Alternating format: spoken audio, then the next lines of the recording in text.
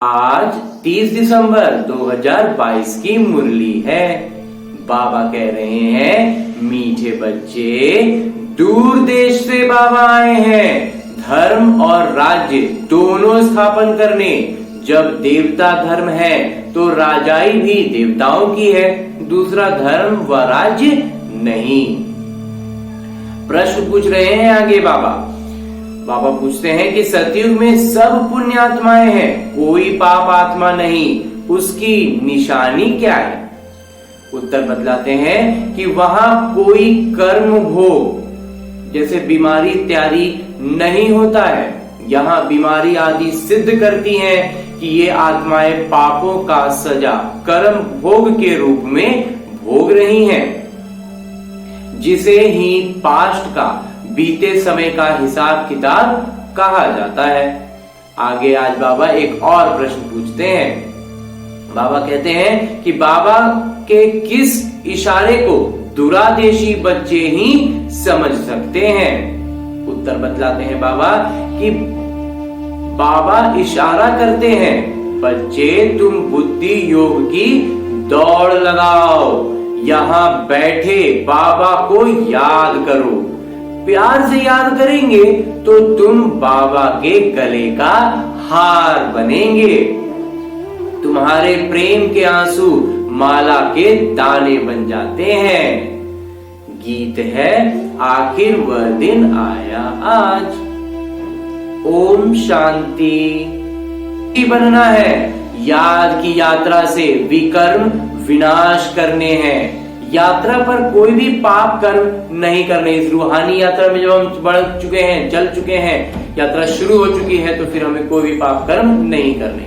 महावीर बन माया पर जीत पानी है, ग्लानि से डरना नहीं है, कलंगी धर बनना है। और आगे बाबा वरदान दे रहे हैं। वरदान देते हुए बाबा कहते हैं कि सर्व शक्तियों का अनुभव करते हुए समय पर सिद्धि प्राप्त करने वाले निश्चित विजयी भव। सर्व शक्तियों से संपन्न निश्चय बुद्धि बच्चों की विजय निश्चित है ही।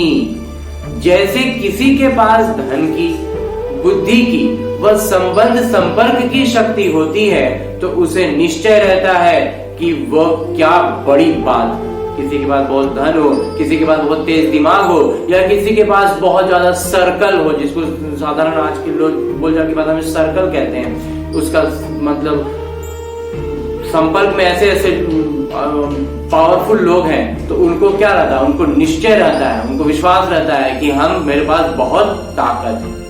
आपके पास तो सब शक्तियां हैं, लेकिन बाबा कहते हैं हमारे पास तो आंतरिक शक्तियां हैं। सबसे बड़ा धन, अविनाशी धन सदा साथ है। तो धन की भी शक्ति है, बुद्धि और पोजीशन जो कहते हैं, स्वमान के पोजीशन पर, स्वमान की सीट पर, सिंहासन पर, स्वराज्य अधिकारी के पद पर पोजीशन की भी शक्ति है। इन्हें सिर्फ इस्तेमाल करो, स्व के प्रति कार्य में लगाओ तो समय पर विधि द्वारा सिद्धि प्राप्त होगी। और अंत में स्लोगन है, मुरली का उपदेश है कि व्यर्थ देखने व सुनने का बोझ समाप्त करना ही दोहरे लाइट बनना है। प्रकाश लाइट, प्रकाशमान करने वाला लाइट भी और हल्केपन का लाइट भी। तो व्यर्थ देखने व सुनने का बोझ समाप्त कर देंगे तो हल्के भी होंगे और प्रकाशमान भी बनेंगे। अच्छा, ओम शांति बाबा।